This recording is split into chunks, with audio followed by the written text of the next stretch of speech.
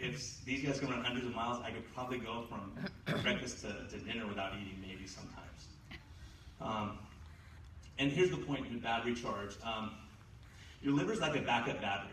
So you take in extra carbohydrates, not fat. Fat doesn't go to the liver, it goes directly into the bloodstream. And it can go directly into your fat tissues, but it doesn't go to the liver. So one of the biggest killers we have now, number 2 cause of cirrhosis, fatty liver disease. Gotta come from fat, right? That's what I thought until about a year ago. Robert Seifus, I'm at a medical conference, Gary Taubes happened to be sitting right next to me. Robert Seifus says, we're talking about fatty liver disease in this problem I'm telling you about. By the end of this year, we'll be the number 1 cause of cirrhosis in the world, passing alcohol, because high fructose corn syrup, sugar, carbs are in everything. So once you get fatty liver disease, you're on your road to diabetes.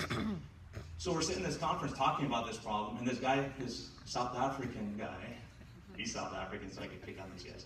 One of the most brilliant people, I don't know, who's this arrogant guy? He goes, I don't do surgery on people with fatty liver disease. And we started laughing, and so like, isn't that like, what kind of surgeon are you? Liver transplant, gastric bypass, obesity surgery. So that's everybody. So I looked, I said, that's like 95% of your population, so you only do surgery on 5% of the people? And he says, no, we cure them first and then we do surgery. And Gary Taubes said, BS, BS. He goes, no, it's true. Let me show you my data. So he pulls it up. 1 week apart, fatty liver disease, biopsy and ultrasound. 1 week later, 0 on biopsy and ultrasound. It's unheard of. I said, what drug do you give him? He said, we don't, we put him on a diet. What diet did you do? Low carb. Really? So, yeah, pretty amazing stuff. So what they do is they put them on a low carb diet. Why? Because you have fats from your liver. You got to run on energy. Where does your energy come from? The liver breaks that fat down and uses it as sugar now. So your sugars do not go low on a low carb diet.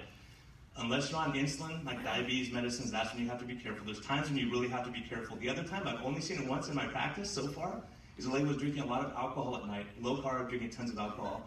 That liver was cleaning the alcohol out, so she couldn't kick up her sugar to keep it stabilized. She dropped her sugar level down and felt terrible. It's the only time I've ever seen it in all these times, and talking with everyone in the low carb community, no one really sees that kind of stuff, other than from medications. So the point is, if your battery's fully charged, you can't put any more charge on that battery. So once your liver's full of fat, now what? If it spills over, now you have diabetes. So that's why we always say, I have 8 people in my practice with type 2 diabetes that weigh less than 160 pounds. How do they get diabetes? They're skinny. Well, because what happened is they were skinny so they could carb load all the time. So they ate carbs all day, drank Coke, had pancakes for breakfast, because they weren't worried about getting fat. It wasn't a big deal. But what they did is they burned out their pancreas, got insulin resistant, and then they got into trouble. They just didn't have a lot of place to store that fat. So now that sugar it can't be stored as fat, it overflows into the urine, now you have diabetes. So it's very, very common. There's a lot of people that are thin that have diabetes now, and it's a misnomer. There's people who can get huge forever, and they say that people who get diabetes aren't lucky enough to continue getting fatter and fatter. Because if we did, we just keep storing it in the fat tissue until we run out. Then we have to flow it. Does that make sense? So then we overflow it into the urine. There's no other way out. And so, Robert Seifus, at the same time, and this is important, they knew fatty liver, and I said, why do you cure fatty liver first before you do surgery? Because the infection rate, 300 times higher. I don't know the exact numbers, but it was outrageous. Rejection rate, infection, heart attack on the table goes way up with fatty liver disease. Because we know the metabolic effects of fatty liver disease. So he said, well, 10 years ago we tried to induce it in the laboratory. They took, I think it was rabbits, and they ran a bunch of fat through their blood vessels, trying to cause atherosclerosis, fatty liver disease. And they couldn't induce it in rabbits. So they said, well, they were going to write a paper on why rabbits don't get the same thing humans get. And then someone said, well, all diabetics get fatty liver disease and atherosclerosis. Why don't we try it with sugar and insulin? They run it through, and guess what? Fatty liver disease, atherosclerosis with sugar. So we're afraid of fat because we don't want to get atherosclerosis. You give a bunch of sugar, guess what? That's what we're getting. You're getting the exact opposite effect you want. And he has pictures that are unbelievable of the endothelium, the lining of the blood vessels. And when you are a regular person, when you look at when they're healthy, they look like fried eggs. They're all just spread out. You see the nucleus of the cells, and they're all kind of touching. It's like if you put 6 eggs in a pan. You see a bunch of 6 different nuclei there, the egg yolks, and then the white all blends together. So it makes an impermeable barrier. So now you run sugar and insulin through, and now they become like hard-boiled eggs. And when they become like hard-boiled eggs, there's a gap between there. And when you have gap and you run LDL through there, cholesterol through there, it sticks in between all those gaps. So the argument, he says, is it's not fat that's the problem that's initiating this thing. It's the high sugar that we're eating that's a problem. And that makes sense with what we're doing now, because we've all been cutting back on our fat intake, and heart disease isn't going away. So again, feasting and fasting, this is what I'm talking about, this kind of topic. Again, I'm not passing out, I'm not tired, I'm not worn out, and I haven't had the, we call it a food coma, because after lunch, everyone wants to take a nap and they're tired. People fasting have energy forever. They don't get tired out. If they're metabolically healthy. Now, if you're metabolically sick, if you're type 2 diabetic and you weigh 300 pounds and you try to fast it, it's going to be brutal. That's why in the church it's brutal for people to fast, because they're worn out, they can't get to their fast source, so they have no energy and they're exactly horrible.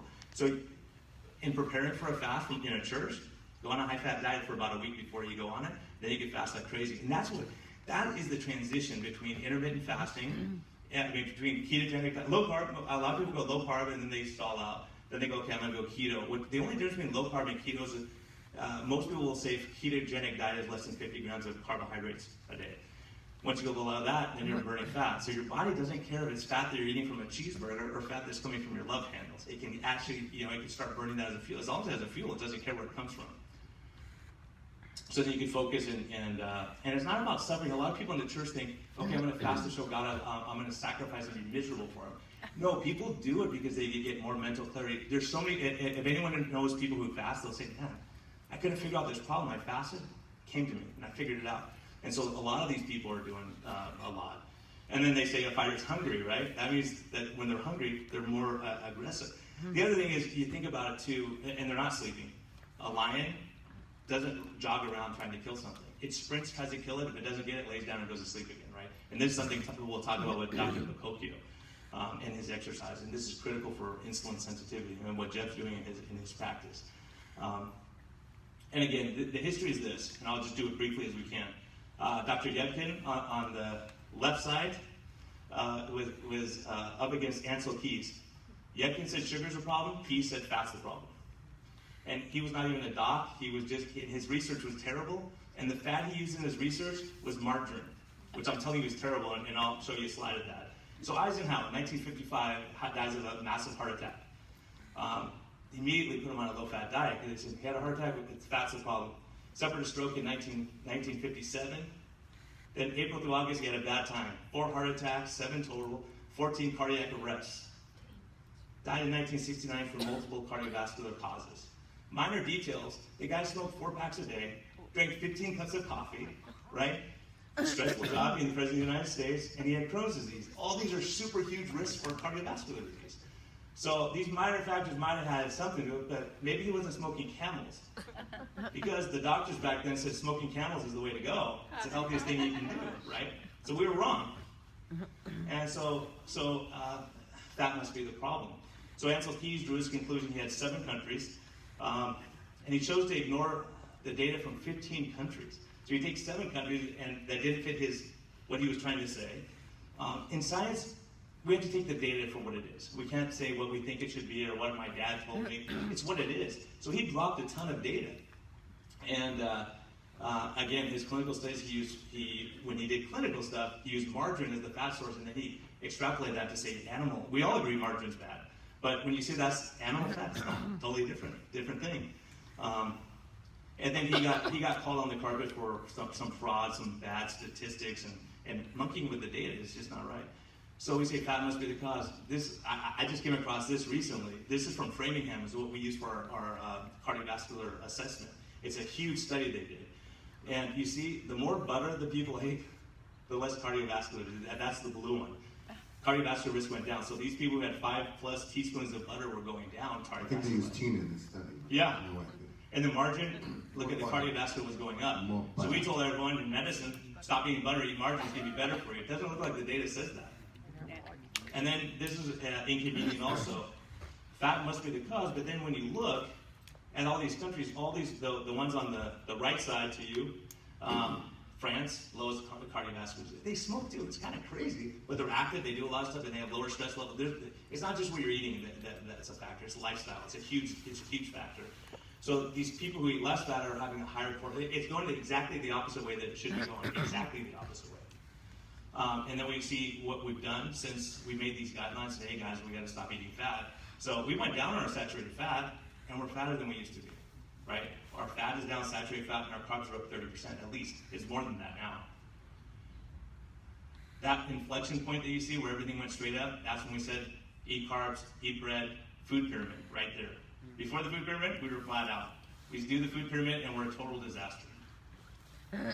This is a huge one that I think it's another big topic. We talk a lot about low carb, but seed oils are a total disaster. You can see our cardiovascular risk going up with seed oils. Our animal fat has gone down, all of our other fats, even margarine, all those things that have been going down, right? Lard and seed oils gone up. Now we're seeing tons of cardiovascular disease and diabetes. What are examples of seed oils? Now, well, I'll tell you, the good oils are avocado, right? Well, you know this stuff.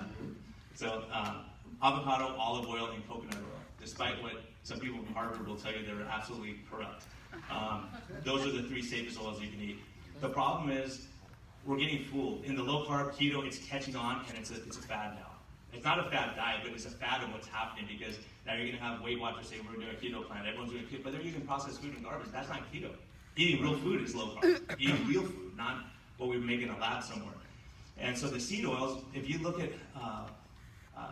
ranch dressing, safflower oil, soybean oil is a total disaster. Soy meat is way worse for you. If you do it for ethical reasons, great, but you're killing yourself. Trust me, look at the data on soy, it's really bad.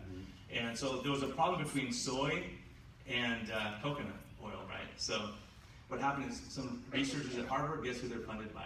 The soy industry. They say, coconut oil is killing everyone without data. That scientist just went out and made a statement, and about 40 people jumped her the next day. A week later, Harvard said, we have nothing to do with her. We don't know, that's independent, that doesn't reflect us, because they know the data that she's giving is wrong. And she has no data, she's just saying that's her opinion, right? Because that's saturated fat, and all the data is not showing that saturated fat's a problem, especially from coconut. So are you saying to eat more fat and less carbs? I am, to a degree, right? Cutting carbs is the key. It's not, the problems I see in ketogenic diet is people think, I can eat fat all day, I have a license to eat bacon all day long and not stop. What we're talking about is we want to drain that battery, that liver. So in order to do that, we cannot give an energy source in constantly. We have to deplete some of that energy source. You can do that through eating a higher fat, low carb diet, or you can do it through fasting, or you can do it through eating less frequently. The data is very clear lately. That some studies that came out. And it's totally the opposite of what we've been telling everyone, which is frustrating. We told everyone to eat 5 times a day. People who eat 3 times a day do better than people who eat 2 times a day, diabetics trying to lose weight, better than people who eat 3 times a day, better than people who eat 5 times a day with the same caloric intake. So, better sugar control, better weight loss. Isn't this outside the standard? Yep, the standard here is wrong, and we have to change that. That's why we're doing the podcast. We're bringing doctors in to say, are these guys reasonable in what they're saying? Is this what the data shows? Because we all have to look at the data. We put ourselves out by being out. Everyone wants to be the sheep in the middle, because once you get on the outside, you're the ones going to get picked off by the lion. So where the guidelines getting is, we're a total disaster. Everyone should be fired for the state of our health right now. A recent study just came out, says 12% of Americans are metabolically healthy. That's a total disaster. So if you have 2 of your kids in your class failing, then that's a kid's problem. If everyone in your class is failing, it's a teacher's problem.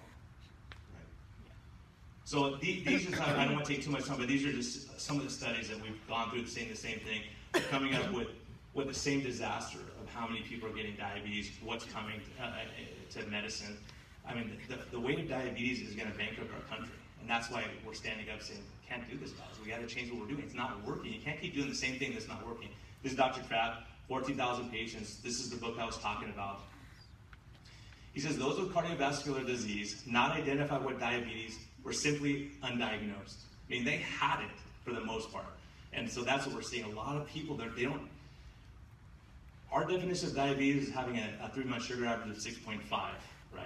There's tons of people with sugar levels way below that are getting neurologic problems, blindness, and problems. Diabetes, so 6.5 is way too high of a number for diagnosing diabetes. If we drop that down, we have a ton more diabetics in the country. And again, same thing. These are the people I follow. These guys, on your right, Dr. Fetke, orthopedic surgeon, tired of doing amputations. He had a brain tumor, went low carb, had the standard of care, resolved his tumor that they said was terminal, and told his patients, look, I think this is working. Reverse his insulin resistance and diabetes stuff. And he was reported to the medical board in South Africa, Australia. Goodness me. Australia. Australia. Yeah. They have, you guys all have the same accent or something. But he's Australia, and the Noakes was South Africa. yeah. Well, I'll get to Noakes. But anyways, all these people went through huge. He went through trials for 3 years, I believe. Tim Noakes the same. They both got exonerated. They were right. They had the data. The other people had no data to say what they were doing was dangerous. And he said, I'm tired of amputating people's feet. I want to help them. And he felt called to do that. And he took huge personal hits on that stuff. Tim Noakes, Dr. Malhotra, he's where it says diet health and it's an epidemic. He's calling out a lot of the overuse of medications, overuse of catheterizations. Just as an aside, what Dr. Malhotra is saying is, look, if someone is physically active, for instance, George Bush Jr., he rode his bike like 80 miles one day. Next day he goes into his cardiologist, does a stress test, and they go, it's kind of weird. Asymptomatic. Put 2 stents in his heart. He didn't need stents. Stents do not prolong survival. It's very important people know that. Stents don't make you live a day longer unless you are having an acute heart attack, right? So it's for symptomatic relief only. So if you're having chest pain every time you walk to the door, yeah, then that's an indication. He was told he had asymptomatic, rode his bike tons of miles, up hills and did all this stuff, and he gets 2 stents put in. Dr. Fung on the bottom right, Dr. Finney's in the middle there. He's been talking about low carb forever, and he's been fighting the battle. He actually started a company called Verta Clinic, and if anyone's heard of them, they're doing dietary control of diabetes, and they're having unbelievable success rate of reversing the disease process. They've published 2 papers so far, and they're having results that no drug has ever had in the history of man. So again, being fat adapted, the point is being fat adapted decreases your hunger. You're not starving all day. Ketones block your breakdown of muscle tissue because it's important you don't lose muscle. I see a big muscle guy back there, so I don't want to say good job, but look at this guy, man. Is he losing? Let's stand up, man. And he just keto deserves it. Yeah. There he is. You can see he has no muscle mass for a guy. Full fat for him always. Yeah. So he's a beast, right? Ketones. So ketones do help prevent muscle loss, and they increase energy levels. NASA, Navy SEALs, they're all using ketogenic diet. Why? Because they can be out in the field for a long time, and if they don't eat, they go, okay, no big deal. They're living on their fat stores. They're adapted. They're fat adapted. So a lot of athletes who Jeff deals with, they'll train in the fasted state or in eating no carbs, and their body gets used to running on fat. Then the day they're going to do a competition, they eat low carbs to replete their glycogen stores, if they even need that, and then they can run forever. And other people hit that wall and they bonk out because their body's not used to running on that. So these are studies, I don't want to take too much time, but these are studies that people who reduce their saturated fat were just as likely as anyone else to die of heart attack, strokes, and all that, to people who eat more. It would make a difference. But we say, don't eat saturated fat, that's going to kill you. Eat 5 times a day. And the skinny people eat twice a day, they eat saturated fat, and they look great. And you say, well, how can they look like that? That's why they look like that. And then polyunsaturated fat didn't make any difference. So another one, same thing. It's redundant. We see it all the time, but the media doesn't talk about it at all. We're seeing the same thing. Another one, again, no association between saturated fat intake and cardiovascular. No matter how many times the studies show it, if you say saturated fat, people, oh my God, you're going to die. You're going to have a heart attack for sure. None of the studies are showing that. And the PURE trial was the most recent one, 2017. A lot of people jumped on board with this. 10 years, 135,000 people, 18 countries, 5 continents. Their conclusion, high carbohydrate intake was associated with a higher risk of total mortality. This is the one that turned my head. Yeah, whereas total fat and individual type of fats were related to a lower total mortality. So we talk about don't eat fat because it's going to kill you, but the data doesn't show that. All these people, they must have read what the people are saying because they're doing the exact opposite of what we're telling people to do. So, again, this is the other crazy one. They did a study, BMJ, British Medical Journal. 80% of elderly people studied with higher levels of LDL cholesterol lived longer. And we say, oh my gosh, cholesterol's high, we gotta lower it down. Why? So they live shorter? I mean, why are we doing that exactly? The data doesn't support that. Another huge study just came out saying if you're over 70 years of age, you've never had diabetes, which we already said that's a big risk factor for cardiovascular disease, or a previous heart attack, no indication to be on a statin drug. That's what the study shows. That's not me, that's what the study shows. Again, you're gonna see, this is an important one too, because we think There's tons of data coming out saying why we've been wrong. But this study showed 541 hospitals across the country, 140,000 people, 75% of the people hospitalized for a heart attack had cholesterol levels at or below cholesterol guidelines. More than half of these people had HDL levels that were in the poor range. So we talk about LDL all the time. What we're saying is, hey, when you go on a ketogenic diet, you might bump your LDL, you may drop your LDL. In long-term studies, it shows that the LDL drops down to pre-diet levels after about a year. HDL goes up significantly. Triglycerides drop like crazy. So the point is, high triglycerides, low HDL, there's a guy named Dave Feldman who's been studying this. He said, show me one study that if you have good triglycerides, good HDL, that LDL makes any difference in the world. No one's been able to counteract what he's saying. So are we putting too much faith in LDL alone? Yeah, you gotta look at the whole picture. It's a big picture, and when you look at it, it'll make you crazy. If anyone wants to talk about it afterwards, I'd love to talk to you about it. So this is Tro Kalayjian. Someone asked who Tro is, this is Tro. On the left side, he was doing the standard of care. Right side said, that's it. High fat, low carb, working out. He was killing himself working out. He was miserable. And that's him now, not following the standard of care. Now this one's important. This is Ted Naiman.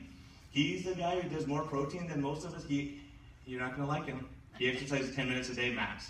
That's it. High intensity exercise, 10 minutes a day. That's him. But on the left side, he was vegan. Went to Loma Linda, which is a Seventh-day Adventist hospital. Vegan like everyone else there. He was miserable, sick all the time, felt terrible. One of his patients came in, lost a bunch of weight, said, I'm low carb. He said, that's crazy. He goes, I'll try it. He tries it, that's him now. The interesting thing is his weight's exactly the same in both pictures. So we worry about weight loss. I didn't lose enough weight. If you look like him, do you care about what your weight loss is? Right? Clearly he's doing better than he was before, and he's metabolically healthy, and that's what's important. And is it a lot of people, they don't look, and they just say, oh, just give me a meal plan. You can't just have a meal plan. You have to understand. That's what we're talking about, because you have to understand. It's not just, I've had people say, I'm gaining weight on this thing. Why? I'm adding butter to everything. I'm not losing weight. Well, I'm eating cereal and toast and all that, and I'm adding butter to everything, right? Gary Taubes was at Low Carb USA. And he said he was out with friends, and they're all eating all the bread before their meal.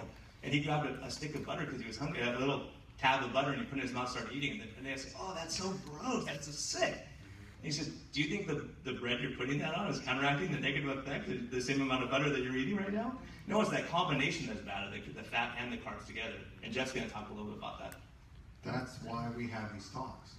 All right, because partial information can sometimes be more damaging than no information at all. So it's really important that we send this message out and make people understand, just so that I don't give out a menu and they just abuse it or misuse it. Right? Very interesting here. So we're not going back very, very far. We're only going back 200-300 years. And the elite of the society, this is a general, this is an actual portrait of a general in the 1700s in Europe, and he's fat because he can be, right? And then everybody else was not, right? But then, fast forward to today, and the roles are reversed. The working class now is obese, and those that have an exorbitant amount of time, money, and resources can spend the time it takes to get traditionally lean. Obviously, this should be reversed, and that's what we're going to talk about. Let's talk a little bit about a biblical perspective. We're in church, so we felt led. Both Brian and I share the same faith, and we attend the same church. I love this. We talked about this on the phone the other day.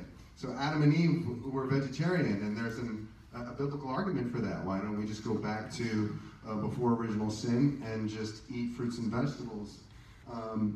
But that they only did it for a short time. They got kicked out of Eden for eating the fruit of the tree of knowledge. So what should they have done? So I stole this on Twitter because they were having a debate, and the person said, well, if they weren't vegan, they would have eaten the snake, and we wouldn't have all this trouble we have. We made the wrong choice. There you go. Slam dunk on that one, right? Abel brought animal fat to the Lord, and the Lord liked it, right? Cain brought what he farmed. It wasn't the best. It wasn't his first fruits, but still, nonetheless, it was fruits and vegetables. He didn't like it. So Cain was a homicidal, frustrated farmer who needed to give God his best, right? And that was some fat. Right. Let's talk about the most knowledgeable, most wise man in the Bible, and that's King Solomon, and he wrote Proverbs. And right out of Proverbs it says, have you found honey? Eat only what you need, then that you not have it in excess and vomit it. So maybe you need a little honey if you're going to go on a long run or you're going to fight a battle. Otherwise, you're going to vomit it up. It's not good to eat much honey, nor is it glory to search out one's own glory. All right, so what's the definition of America now? We're self-glorified honey eaters right now. Is that correct?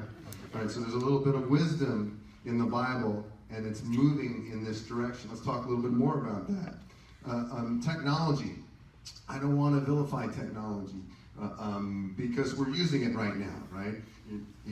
You're looking at these slides on your smartphone. We're using these nice new TVs where we utilize the internet. The goal of technology is to make things more convenient and more productive, but God calls us to work, right? So, but if we can use technology, maybe we can do more work, right? But the consequence of technology, so there's a downside. There's a downside to us trying to do things other than what's in the natural order, right? And that is less effort to do things more or more rapidly or faster, right? This means we get more done without expending as much energy. So we can be productive, but with less of a physical cost.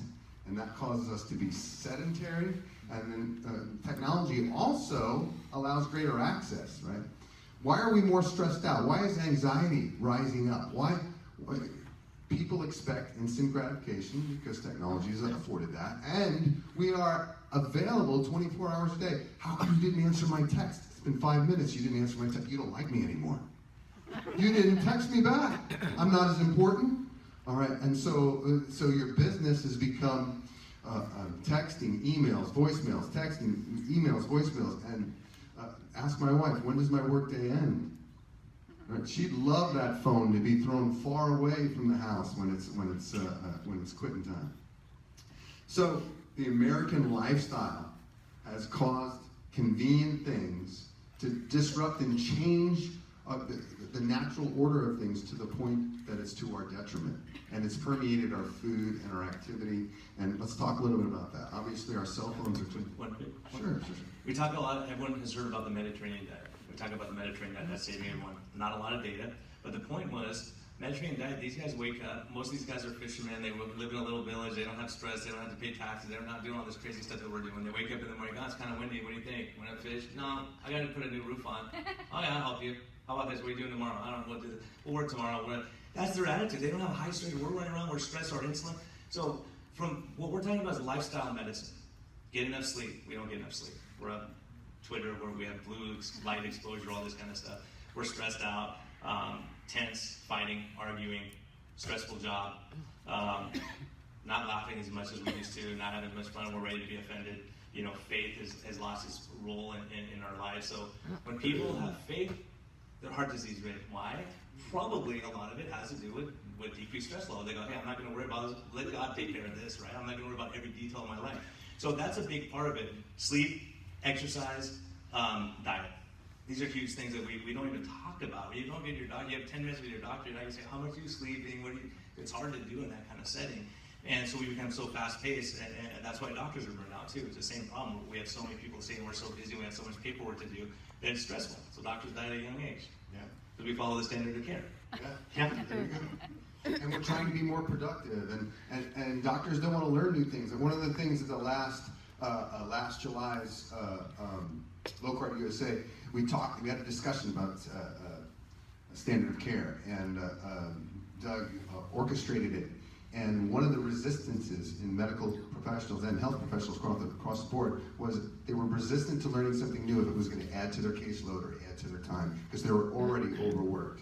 So they were resistant, even if it was right, they weren't interested in doing it because it's going to take more effort. So things are at that level. I love my iPhone. I love it.